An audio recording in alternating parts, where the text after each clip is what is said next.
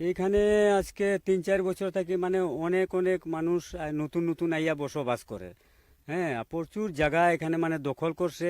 জিগাইলে তো কই না আমরা কিনছি, বাগানের কাছ থেকে আমরা কিনি লাইছি, বাগানে আমরা এনওসি দিলাইছে। তো তোমরা এখানে কোনো জোর চলতো না। এরপরে আমরা আর কিতা করতাম, বাগানেও জানাইছি, বাগানেও আইয়া আমরা কিতা বুঝ দেয় না দেয়।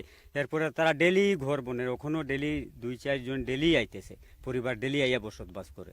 জায়গা এখানে 350-400 বিঘার মতো জায়গা এরা দখল করছে। আর এটা তো মনে করি বাংলাদেশি মানুষ আছে, বাংলাদেশ থেকে আইয়া এখানে ভূমাফিয়া তারা তারা আশ্রয় দেয়। তোমার একটা ভীষণ দাস বলে একটা লোক আছে, এই এই জমিনে এইও করে, মানে দালাল টাইপের মানুষ। এরাই তারা আনিয়া 2 কাঠা 4 কাঠা বিক্রি করিয়া করিয়া তারা বসবাস করার। প্রদীপ দাস বলে একজন ছিল, হেও কিছু জায়গা লইছিল, এরপরে হে লয় না। কিন্তু এখন বর্তমানে যে নতুন জায়গাগুলা যেগুলো বিক্রি হওয়ার বা লোয়া লই চলে, এটা মানে ওর যেন হলো ভীষণ দাস, এইগুলার বেশি কারবার করে।